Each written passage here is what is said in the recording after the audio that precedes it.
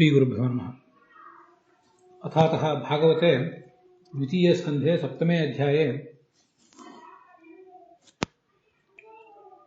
त्रयोविंशः श्लोकः। ಎರಡನೇ ಸ್ಕಂದದ 7ನೇ ಅಧ್ಯಾಯದ 23ನೇ ಶ್ಲೋಕः अत्र संवर्ण्यते। भगवतः रामभद्रस्य कृत्स्नप्रसादसुमुखस्य कलेशस्य इक्ष्वाकुवंशे कलया अवतीर्णस्य गुरोर्निदेशे तिष्ठता वनं गच्छता स्वस्मिन्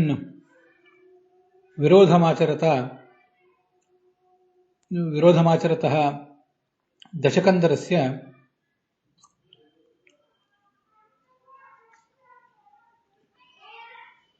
वधः अकारि।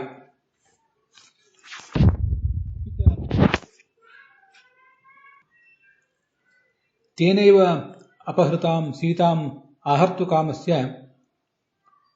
अस्य रामस्य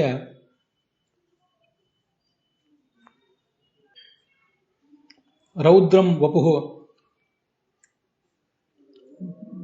त्रिपुरदहनकाले प्रवर्तमानस्य रुद्रस्य सकाशं वपुः दृष्ट्वा समुद्रः वरुणः राजा भृशं चकम्पे। रामस्य कोपाग्निदृष्ट्या समुद्रे वर्तमानाः जलेचराः मकराः उरगाः नक्राः ते सर्वेपि भृशं तापमनुभूवुः। दिग्विजयस्य काले इन्द्रस्य ऐरावतस्य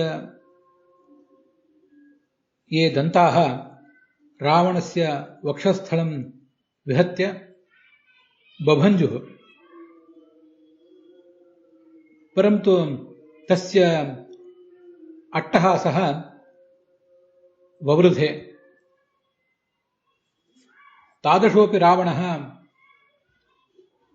सीतामाहर्तुकामस्य रामस्य धनुषः ठेङ्कारमाकर्ण्य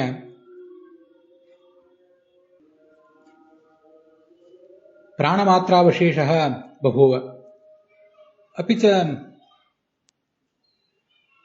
सद्य एव रामस्यैव विस्फूर्जितैः धनुषः उच्चरितैः बाणैः ಗತಾಸುರಪಿ ಬಭೂವ. ರಾಮಾವತಾರದ ಕಥೆಯನ್ನ ಇಲ್ಲಿ ವರ್ಣನೆ ಮಾಡ್ತಿದ್ದಾರೆ. ಈ ಷೋಡಶ ಕಲಾಭಿಮಾನಿಯಾದ, ಷೋಡಶ ಕಲೆಗಳ ಅಧಿಪತಿಯಾದ ಭಗವಂತ ಉಪನಿಷತ್ತುಗಳಲ್ಲಿ ಇದನ್ನು ವರ್ಣನೆ ಮಾಡಿದ್ದಾರೆ. ಷಟ್ಪ್ರಶ್ನ ಉಪನಿಷತ್ತು ಮೊದಲಾದ ಕಡೆ ನಮ್ಮ ದೇಹದಲ್ಲಿ 6 ಕಲೆಗಳಿರ್ತವೆ. 6 ಕಲೆಗಳ 16 ಕಲೆಗಳಿರ್ತವೆ. ಆ ಕಲೆಗಳಿಗೆ ಮುಖ್ಯ ಎಲ್ಲ ಕಲಾದಿಂದ ವಿಶಿಷ್ಟವಾದ ಈ ದೇಹವನ್ನು ಮುನ್ನಡೆಸುವಂಥವನು ಈ ಭಗವಂತ.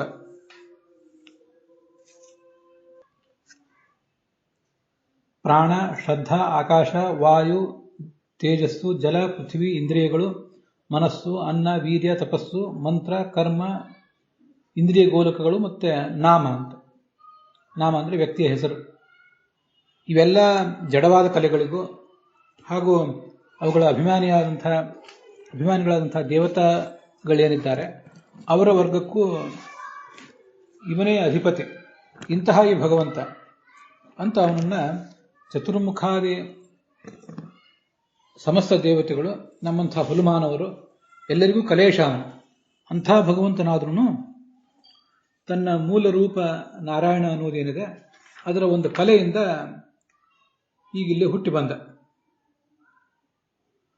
ಒಂದು ಕಲೆಯಿಂದ ಹುಟ್ಟಿ ಬರುವುದು ಅಂದರೆ ಅಲ್ಲಿ ಮೂಲ ಅಂಶ ಏನಿದೆ ಅದರಲ್ಲಿ ಯಾವುದೋ ಒಂದು ಅಂಶದಿಂದ ಹುಟ್ಟಿ ಬಂದ. ಹಾಗಾಗಿ ಮೂಲ ರೂಪಕ್ಕೂ ಇವನಿಗೂ ಬಹಳ ವ್ಯತ್ಯಾಸ ಇದೆ ಅಂತ ಹೀಗೆಲ್ಲ ತಿಳ್ಕೊಳ್ಬಾರ್ದು. ಪೂರ್ಣ ಸ್ವರೂಪಾಂಶದಿಂದಲೇ ಹುಟ್ಟಿ ಬಂದ. ಭಗವಂತನ ಅವತಾರಗಳು ಯಾವತ್ತೂ ಕೂಡ ಪೂರ್ಣ ಸ್ವರೂಪಾಂಶದಿಂದಲೇ ಇರ್ತವೆ. ಇಂದ್ರಾದಿ ದೇವತೆಗಳು ಮಾತ್ರ, ಮುಖ್ಯ ಪ್ರಾಣಾದಿ ದೇವತೆಗಳು ಮಾತ್ರ ಒಂದು ಅಂಶದಿಂದ ಹುಟ್ಟುತ್ತಿರ್ತಾರೆ. ಇಕ್ಷ್ವಾಕು ವಂಶದಲ್ಲಿ ರಾಮನಾಗಿ ಅವತರಿಸಿದ, ಪಿತೃಪಾಕ್ಯ ಪರಿಪಾಲನೆಗಾಗಿ ಸೀತಾಲಕ್ಷ್ಮಣ ಸಮೇತನಾಗಿ ಕಾಡು ಸೇರಿದ, ಅವನಿಗೆ ರಾವಣ ವಿರೋಧ ಮಾಡಿ ನಾಶ ಹೊಂದಿದ. ಇಲ್ಲೀಗ ಈ ಶ್ಲೋಕಗಳಿಗೆ ಯಾರ್ಯಾರು ಏನೇನು ವ್ಯಾಖ್ಯಾನ ಮಾಡ್ತಾರೆ ಅಂತ ಅನ್ನೋದನ್ನು ನೋಡಬೇಕು. ಹೆಚ್ಚು ಕಡಿಮೆ ಈ 3 ಶ್ಲೋಕಗಳನ್ನು ಒಂದೇ ಬಾರಿಗೆ ನಾವು ನೋಡೋರಿದ್ದೇವೆ.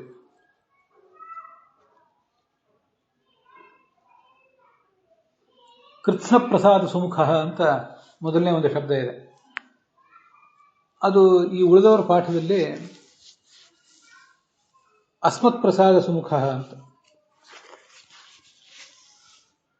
ನಮ್ಮ ಪಾಠದ ದೃಷ್ಟಿಯಿಂದ ಕೃತ್ಸ್ನರು ಅಂದರೆ ಎಲ್ಲ ಜೀವವರ್ಗ, ಭಕ್ತರು, ಅವರ ಮೇಲಿನ ಪ್ರಸಾದ ಅಂತ ಅನುಗ್ರಹವನ್ನು ಮಾಡುವುದಕ್ಕಾಗಿ ಸುಮುಖ, ಸುಂದರವಾದಂತಹ ಮುಖವುಳ್ಳವನೇನು.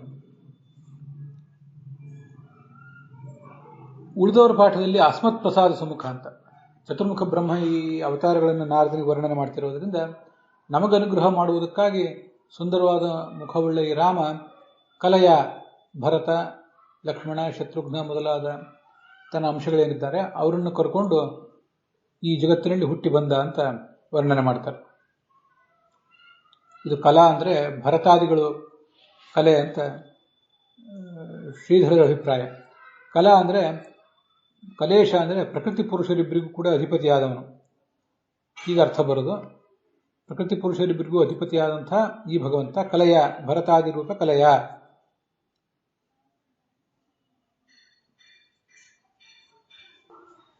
ಮತ್ತೆ ಕೆಲವರು ವ್ಯಾಖ್ಯಾನಗಳ ದೃಷ್ಟಿಯಿಂದ ವೈಕುಂಠ ಲೋಕದಲ್ಲಿರುವಂತಹ ಸಕಲ ಕಲಾನಿಧಿಯಾದ ವಿಷ್ಣು ಅವನೇ ರಾಮನಾಗಿ ಬಂದ ಅಂತ ವರ್ಣನೆ ಮಾಡ್ತಾರೆ.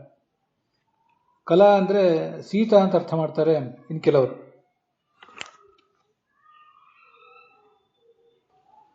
ಆಚಾರ್ಯರು ಅದನ್ನು ಭಾಗವತ ತಾತ್ಪರ್ಯದಲ್ಲಿ ಕಲೇಶ ಅಂತಷ್ಟೇನು ಬಂದಿದೆ, ಅದನ್ನು ಪ್ರಾಣಾದಿ ಕಲೇಶ ಅಂತ ಹೀಗೆ ವ್ಯಾಖ್ಯಾನಿಸಿದ್ದಾರೆ. ಪ್ರಾಣ ಮೊದಲಾದ ಷಟ್ಪ್ರಶ್ನೋಪನಿಷತ್ತಿನಲ್ಲಿ ಬಂದ ಕಲೆಗಳಿಗೆ ಈತ ಅಧಿಪತಿ ಅಂತ ಅದರ ತಾತ್ಪರ್ಯ. ಕೃತ್ಸ್ನ ಪ್ರಸಾದ ಅಂತೇನಿದೆ, ಕೃತ್ಸ್ನಾನಾಂ ಪ್ರಸಾದ, ಎಲ್ಲರಲ್ಲಿಯೂ ಅನುಗ್ರಹ ಮಾಡುವುದು ಅಂತ ಒಂದು ಅರ್ಥ ಹೇಳಿದೆ.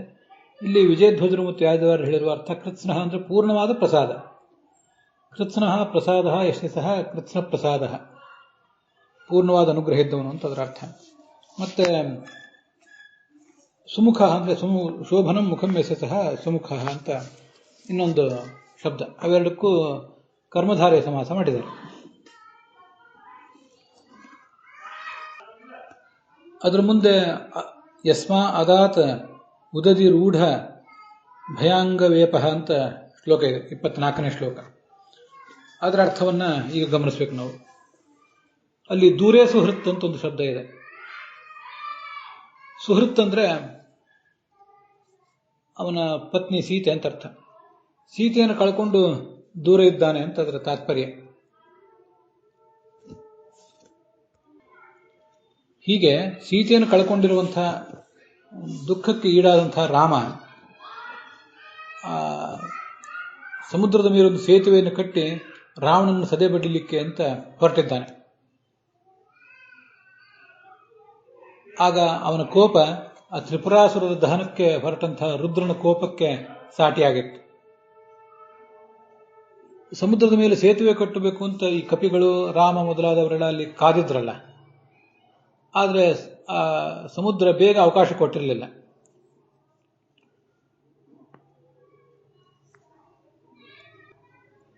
ಸ್ವಲ್ಪ ಕಾಲ ಆದಮೇಲೆ ರಾಮ ಕುಪಿತನಾದಾಗ ಆ ಕೋಪಕ್ಕೆ ಬೆದರಿ ಆ ಸಮುದ್ರ ರಾಜ ಹೊರಗೆ ಬಂದ. ಸಮುದ್ರದಲ್ಲಿರುವಂತಹ ಮೊಸಳೆಗಳು ಮತ್ತು ಬೇರೆ ಬೇರೆ ಹಾವುಗಳು, ಇನ್ನೇನೇನು ಥರದ ಪ್ರಾಣಿಗಳಿರ್ತವೆ, ಆ ಪ್ರಾಣಿಗಳೆಲ್ಲ ಬೆಂದು ಹೋಗ್ಲಿಕ್ಕೆ ತೊಡಗಿದ್ದವು. ಆಗ ಆ ಸಮುದ್ರ ರಾಜ ಮೇಲೆ ಬಂದ, ಅವನಿಗೆ ಸೇತುವೆಯನ್ನು ಕಟ್ಟಲಿಕ್ಕೆ ಅವಕಾಶ ಕೊಟ್ಟ.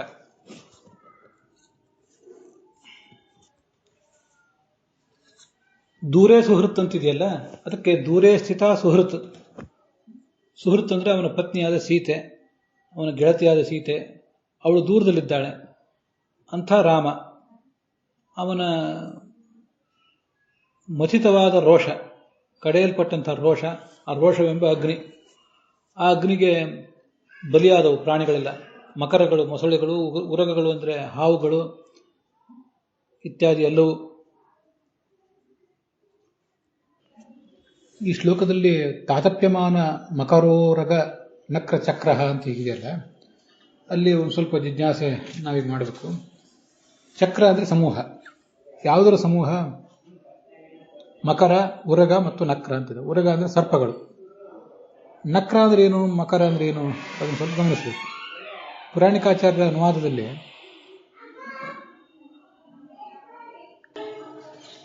ಆಮೆ, ಹಾವು, ಮೊಸಳೆ ಅಂತ ಹೀಗೆ ಅರ್ಥ ಕಾಣಿಸ್ತದೆ.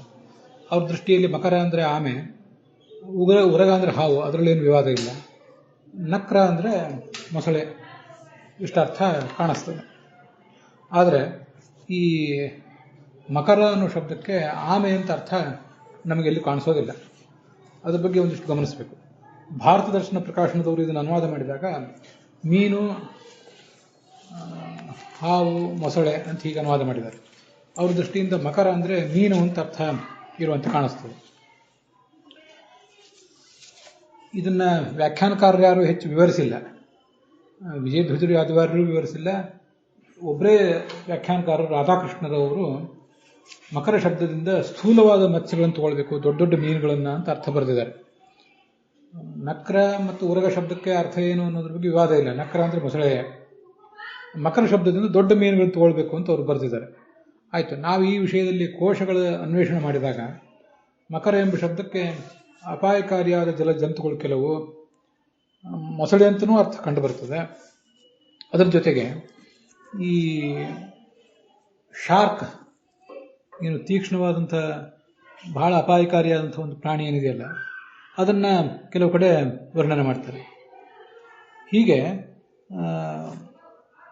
ಶಾರ್ಕ್ ಅನ್ನೋ ಅರ್ಥ ಕೆಲವರಿಗೆ ಅಭಿಪ್ರಾಯ ಇರುವಂತೆ ಕಾಣಿಸ್ತದೆ. ಮಕರ ಅಂದರೆ ಶಾರ್ಕ್, ಬಹಳ ಅಪಾಯಕಾರಿಯಾದ ಮೀನು, ಮೊಸಳೆಗಿಂತನೂ ಅಪಾಯಕಾರಿಯಾದ್ದು ಅಂಥ ಪ್ರಾಣಿ ಅಂತ ಕಾಣಿಸ್ತದೆ. ಮತ್ತೆ ನಮಗೆ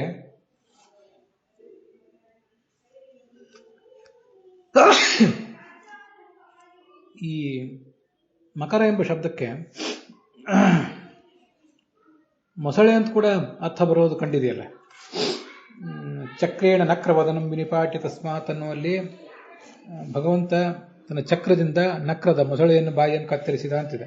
ಅಲ್ಲಂತೂ ನಕ್ರ ಅಂದ್ರೆ ಮೊಸಳೆ. ಇನ್ನ ಮಕರ ಅಂದ್ರೆ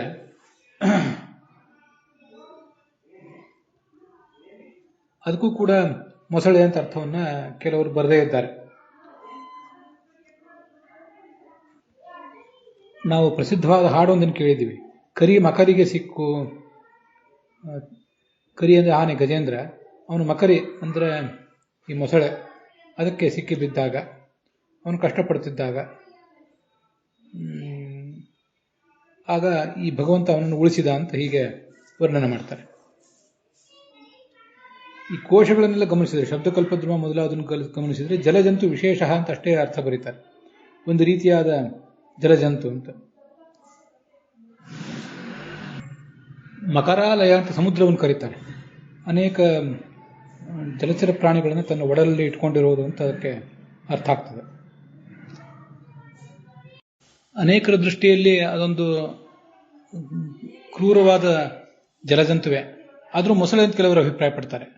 ಅದೇ ಇಲ್ಲಿ ಭಗವದ್ಗೀತಾದಲ್ಲಿ 11ನೇ ಅಧ್ಯಾಯದಲ್ಲಿ 31ನೇ ಶ್ಲೋಕ ಇದೆ.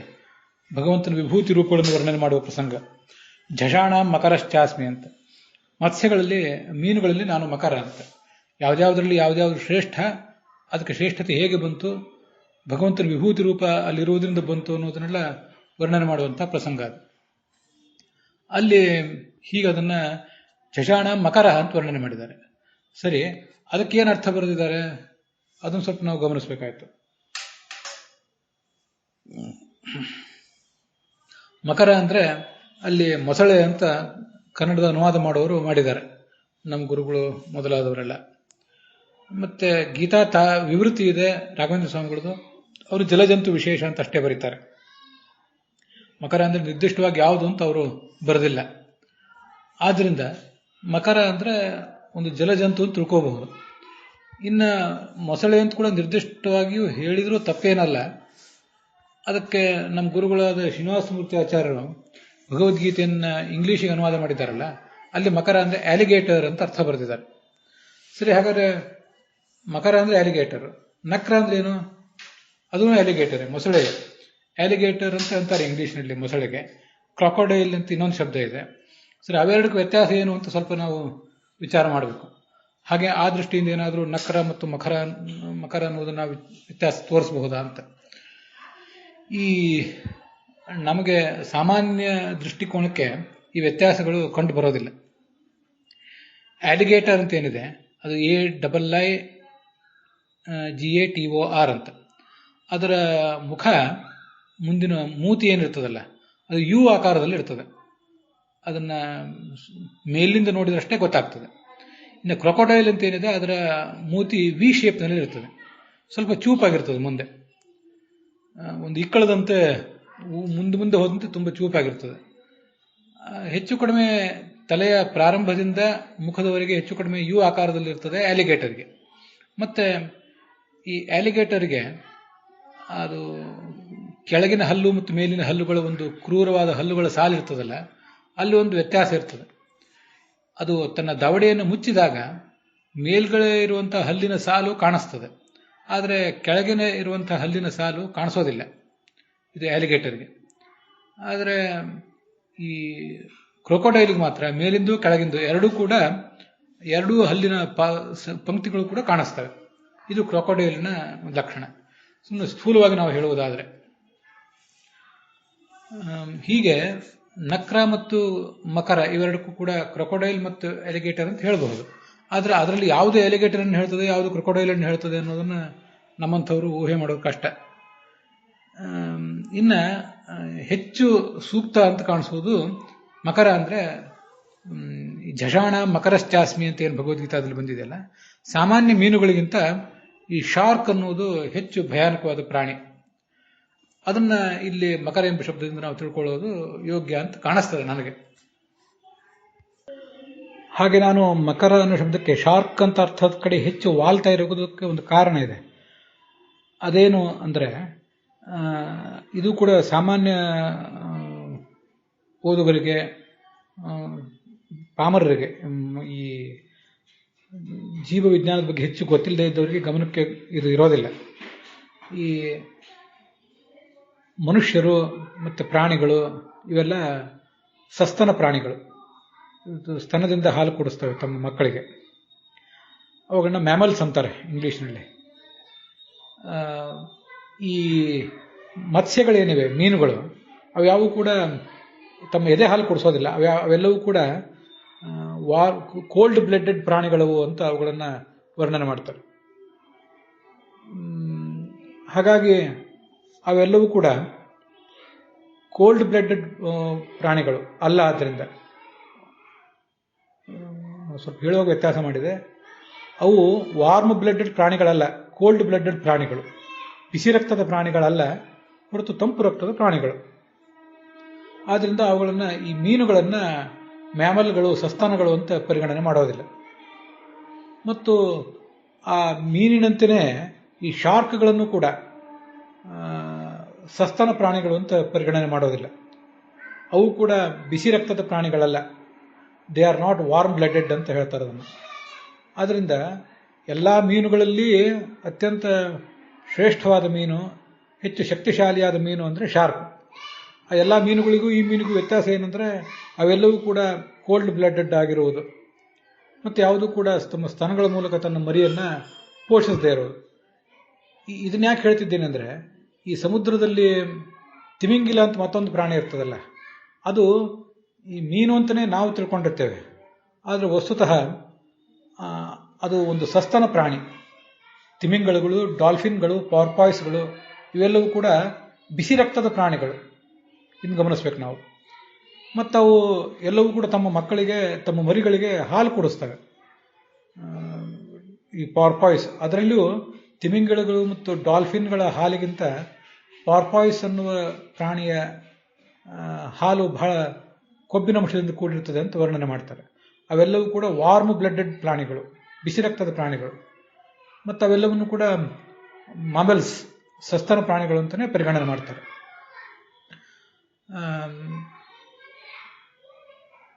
ಫಿಶ್ಗಳೆಲ್ಲವೂ ಕೂಡ ಕೋಲ್ಡ್ ಬ್ಲಡೆಡ್, ಎಲ್ಲ ಮೀನುಗಳು. ವೇಲ್ಗಳೆಲ್ಲವೂ ಕೂಡ ವಾರ್ಮ್ ಬ್ಲಡೆಡ್. ವೇಲ್ ಅಂದರೆ ತಿಮಿಂಗಿಲಗಳು.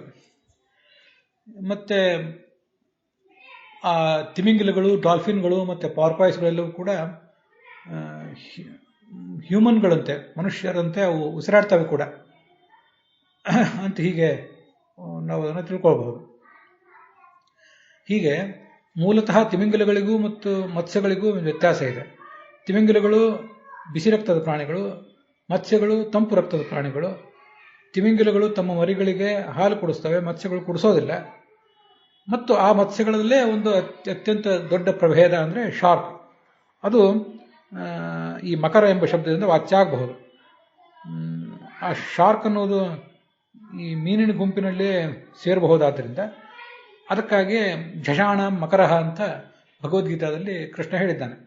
ಆದ್ದರಿಂದಲೇ ಇಲ್ಲಿ ಈಗೇನು ಮಕರಾಲಯ ಅಂತ ಇಲ್ಲಿ ಮಕರ ಮತ್ತು ಉರಗ, ನಕ್ರ ಅಂತ ಹೀಗೆ ಬಂದಿದೆ. ನಕ್ರ ಅಂದರೆ ಮೊಸಳೆ ಅಂತ ಅರ್ಥ ಇಟ್ಕೊಳ್ಳೋಣ, ಉರಗ ಅಂದರೆ ಹಾವುಗಳು ಅಂತ ಅರ್ಥ ಇಟ್ಕೊಳ್ಳೋಣ, ಮಕರ ಅಂದರೆ ದೊಡ್ಡ ದೊಡ್ಡ ಜಾತಿಯ ಶಾರ್ಕ್ನಂಥ ಮೀನುಗಳು. ಅವನ್ನ ಇಟ್ಕೊಂಡ್ರೆ ನಮಗೆ ಎಲ್ಲವೂ ಕೂಡ ಸರಿಯಾಗ್ತದೆ.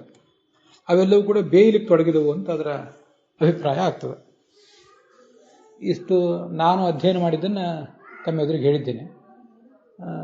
ಇದನ್ನು ಪ್ರಾಣಿಶಾಸ್ತ್ರಜ್ಞರು ಮೊದಲಾದವರು ಹೆಚ್ಚು ಅನ್ವೇಷಣೆ ಮಾಡಿ ಇದ್ರ ಬಗ್ಗೆ ತಮ್ಮ ಅಭಿಪ್ರಾಯ ಹೇಳಬೇಕು. ಮುಂದೆ ಶ್ಲೋಕದಲ್ಲಿ ದಾರಹರ್ತುಹು ಅಂತಿದೆಯಲ್ಲ, ಹೆಂಡತಿಯನ್ನು ಅಪಹಾರ ಮಾಡಿದ ಅಂತ ಅರ್ಥ ಅಲ್ಲ. ಅದಕ್ಕೆ ಹೆಂಡತಿಯನ್ನು ಮರಳಿ ತರಲಿಕ್ಕೆ ಹೊರಟಂಥ ಅಂತ ಅರ್ಥ. ಹರಿಹರನೇ ಧಾತುವಿಗೆ ಅಪಹರಿಸುವುದು ಅಂತ ಅರ್ಥ ಆಗ್ಬೋದು, ಮರಳಿ ತರುವುದು ಅಂತಲೂ ಅರ್ಥ ಆಗ್ಬೋದು. ಅದಕ್ಕಾಗಿ ಆಚಾರ್ಯರು ದಾರಹರ್ತುಹು ಭಗವತಃ, ತನ್ನ ಹೆಂಡತಿಯನ್ನು ಮರಳಿ ತರಲಿಕ್ಕೆ ಬಯಸಿದ ರಾಮಚಂದ್ರ ಅಂತ ಅರ್ಥ ಮಾಡಿದ್ದಾರೆ. ವಿನೇಶ್ಯತಿ ಅಂತ ಶಬ್ದ ಇದೆಯಲ್ಲ, ಅದಕ್ಕೆ ವಿನೇಶ್ಯತಿ, ಧೈರ್ಯ ವಿನಾಶಮೇಶ್ಯತಿ. ಮೊದಲು ಎದೆಗುಂದುತ್ತಾನೆ ಈ ರಾವಣ, ಅದಾದಮೇಲೆ ಆ ರಾಮನ ಪ್ರಕಾಶಮಾನವಾದ ಬಾಣಗಳಿಗೆ ಬಲಿಯಾಗ್ತಾನೆ ಅಂತ ಹೀಗೆ ಅರ್ಥ ಬರೆದಿದ್ದಾರೆ. ಅದಕ್ಕೇನು ಕಾರಣ ಅಂದರೆ ಧನುರ್ವಿಸ್ಫೂರ್ಜಿತೈ ನಷ್ಟ ರಾವಣ ಪೂರ್ವಮೇವತ್ತು.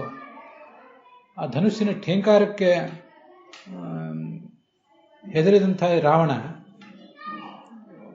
ಪೂರ್ವ ಮೊದಲೇ ಹೆದರಿಬಿಟ್ಟಿದ್ದಾನೆ, ಎದೆಗುಂದಿದ್ದಾನೆ. ಪುನಶ್ಚರೈ ರಾಮಮುಕ್ತೈ ಸಾನುಬಂಧೋ ವಿನೇಶ್ಯತಿ. ರಾಮ ಪ್ರಯೋಗ ಮಾಡಿದ ಬಾಣಗಳಿಗೆ ಮತ್ತೆ ಕಾಲಕ್ರಮೇಣ ಬಲಿಯಾಗ್ತಾನೆ ಅಂತ ಹೀಗದರ ಅಭಿಪ್ರಾಯ. ಕಾಲಕ್ರಮೇಣ ಅಂತ ನಾನು ಹೇಳಿದೆ ಅಷ್ಟೇ, ವಸ್ತುತಃ ಬಹಳ ಕಾಲದ ವಿಳಂಬ ಅಲ್ಲೇನಿಲ್ಲ. ಪೂರ್ವಂ ವಿನಯಂ ಮದ ವಿನಾಶಮೇಷ್ಯತಿ, ಮೊದಲು ಅವನಿಗೆ ಮದ ಇಳಿತದೆ. ಪುನಃ ಸದ್ಯ ತತ್ಕ್ಷಣೇವ ರಾಮಮುಕ್ತೈ ಶರೈ ವಿನೇಶ್ಯತಿ. ಮತ್ತೆ ಕೂಡಲೇ ರಾಮ ಪ್ರಯೋಗ ಮಾಡಿದ ಬಾಣಗಳಿಗೆ ಅವನು ಬಲಿಯಾಗ್ತಾನೆ ಅಂತ ಇದು ವಿಜಯಧ್ವಜರು ಹೇಳುವಂಥ ಅರ್ಥ. ಹಾಗೆ ಭಾಗವತ ತಾತ್ಪರ್ಯದಲ್ಲಿ ಸ್ಕಂದ ಪುರಾಣದ ಶ್ಲೋಕ ಹಾಗೆ ಹೇಳಿದೆ. ಅದಕ್ಕನುಸಾರವಾಗಿ ನಮ್ಮೆಲ್ಲರ ಅನುವಾದಗಳು ಕೂಡ ಇವೆ. ಹೀಗೆ ಇವತ್ತು 3 ಶ್ಲೋಕಗಳನ್ನು ನಾವು ನೋಡಿದ್ದೇವೆ ರಾಮಾವತಾರದ ಕುರಿತಾಗಿ. ಸ್ಕಂದ ಪುರಾಣದ ಅವಲೋಕನವನ್ನು ಕೂಡ ಮಾಡಿದ್ದೇವೆ. ಉತ್ಥಾನ ದ್ವಾದಶಿ ದಿವಸ ನಾವು ಮಾಡಿದಂತಹ ಈ ಶ್ರವಣದಿಂದ ಆ ತುಳಸಿಯ ಅಂತರ್ಯಾಮಿಯಾದ ಭಾರತೀಯರನ್ನು ಮುಖ್ಯ ಪ್ರಾಣಾಂತರ್ಗತನಾದಂಥ ಸೀತಾಪತಿ ರಾಮಚಂದ್ರನಿಂದ ಅಭಿನ್ನನಾದ ಆ ಕಾರ್ತಿಕ ರಾಧಾ ದಾಮೋದರ ರೂಪನಾದ ಭಗವಂತ ಪ್ರೀತನಾಗಲಿ. ಎಲ್ಲ ಶ್ರೋತೃಗಳಿಗೂ ಕೂಡ ಈ ಉತ್ಥಾನ ದ್ವಾದಶಿಯ ನಿಮಿತ್ತ ನಮಸ್ಕಾರಗಳು ಮತ್ತು ಶುಭಾಶಯಗಳು. ಹುಸಿಯ ನಾಡಿ ಹೊಟ್ಟೆ ಹೊರೆವ ವಿಷಯದಲ್ಲಿ ರಸಿಕನೆಂದು ಹುಸಿಗೆ ಹಾಕಿದಿರೋ ಇನ್ನು ಹೃಷಿಕೇಶನೆ, ಈಶನಿನ್ನ ಚರಣ ಭಜನೆ ಆಸೆಯಿಂದ ಮಾಡುವೆ, ದೋಷರಾಶಿ ನಾಶ ಮಾಡು ಶ್ರೀಶಕೇಶವ. ಶ್ರೀಕೃಷ್ಣಾರ್ಪಣ ಮಸ್ತು.